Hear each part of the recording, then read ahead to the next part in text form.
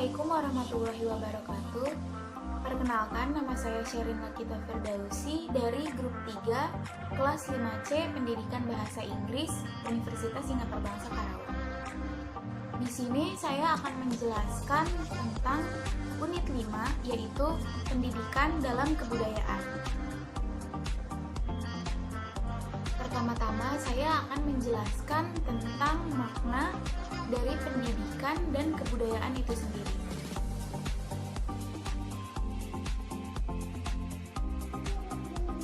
Ada banyak sekali definisi tentang pendidikan, tetapi saat ini saya akan membahas tentang definisi pendidikan dalam UU Sisdiknas nomor 20 tahun 2003 yang menjelaskan bahwa pendidikan adalah usaha sadar dan terencana untuk mewujudkan suasana belajar dan proses pembelajaran agar peserta didik secara aktif mengembangkan potensi dirinya untuk memiliki kekuatan spiritual keagamaan, pengendalian diri, kepribadian, kecerdasan, akhlak mulia, serta keterampilan yang diperlukan dirinya dan masyarakat.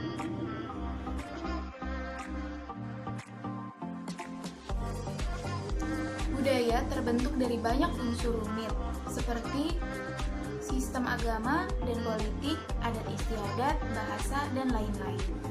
Jadi, budaya bangsa adalah suatu cara hidup yang berkembang dan dimiliki bersama oleh suatu bangsa dan diwariskan dari generasi ke generasi. Orang-orang dapat melihat bahwa kebudayaan itu tidak saja meliputi cara berpikir dan berbuat yang dianggap benar oleh suatu kelompok, melainkan juga meliputi hasil-hasil daya usaha yang lebih bisa disaksikan dengan mata dan dapat diraba.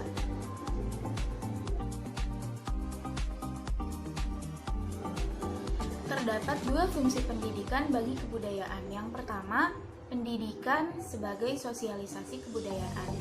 Yang telah kita ketahui bahwasannya pendidikan lahir seiring dengan keberadaan manusia. Bahkan dalam proses pembentukan masyarakat, pendidikan ikut andil untuk menyumbangkan perwujudan pilar-pilar penyangga masyarakat.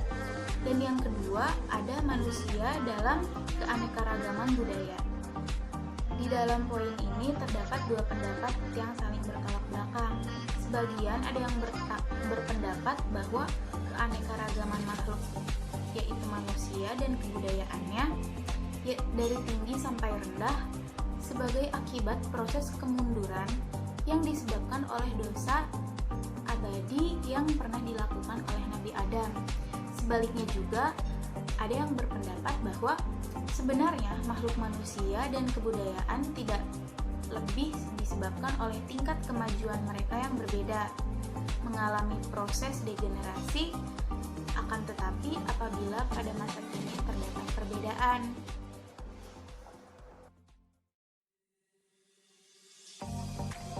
Ada beberapa interaksi pendidikan dengan kebudayaan, yaitu yang pertama, pendidikan merupakan proses pembinaan tingkah laku, perbuatan agar anak belajar berpikir, berperasaan, dan bertindak lebih sempurna dan baik daripada sebelumnya.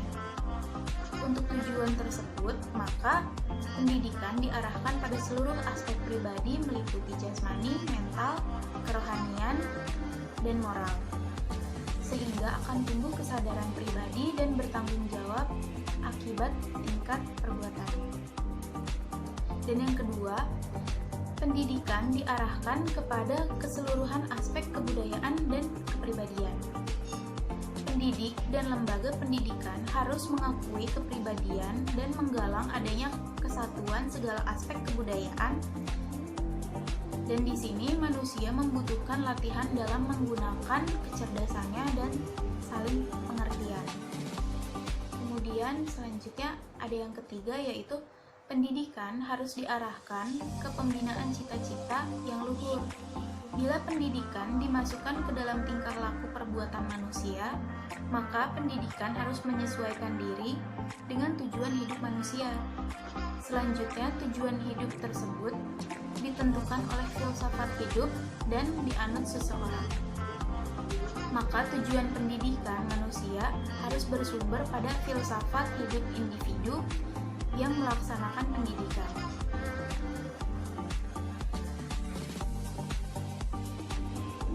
Di dalam peran pendidikan terdapat fungsi dan tujuan pendidikan budaya.